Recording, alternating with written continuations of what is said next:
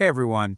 All right, let's talk about a phrase you've heard a million times, probably in movies or on the news. Under arrest. It sounds simple, right?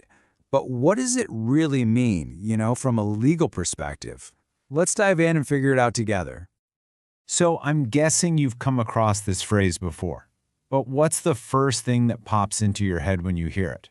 It might seem super straightforward, but, well, there are a few important details that are really good to know. Okay, let's get right down to it. The official definition. When someone is under arrest, it means they're being officially held by the police or some other authority because they're suspected of a crime. Simple as that. In Indonesian, that's ditahan oleh pihak berwenang. So what does being under arrest actually involve? It's way more than just handcuffs. First off, it means you are not free to move. Your freedom is legally restricted.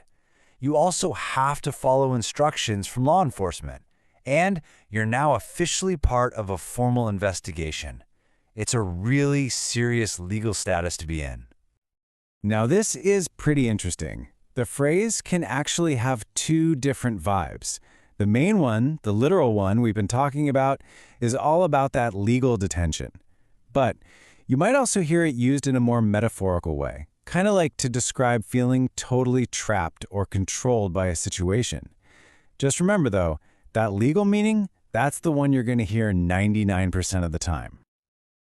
Okay, definitions are great and all, but the best way to really get a feel for an idiom is to see how it's used. So, let's check out a couple of real-world examples. We'll start with an example in Indonesian. Pria itu ditahan karena diduga terlibat pencurian. Now, really listen to how ditahan is used in that sentence. Got it? Okay, let's see how that looks in English. And in English, that same idea is expressed as, the man is under arrest for allegedly being involved in a theft. You see how ditahan lines up almost perfectly with is under arrest? It's a very clear, formal way to state the legal action being taken. Let's do one more. This is how you might see it in something like a news report. Setelah bukti ditemukan, polisi mengumumkan bahwa tersangka kini ditahan. Notice how it's part of a very official-sounding statement. So the English version would be, after the evidence was found, the police announced that the suspect is now under arrest.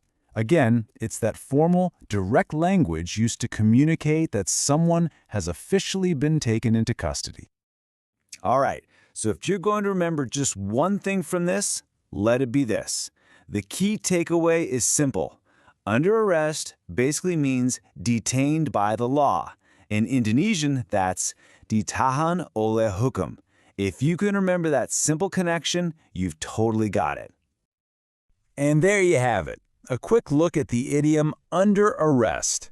I really hope this explainer helps you get it and, use it confidently. Thanks so much for watching. Thank you for watching this video. Hopefully useful. Don't forget to like and subscribe.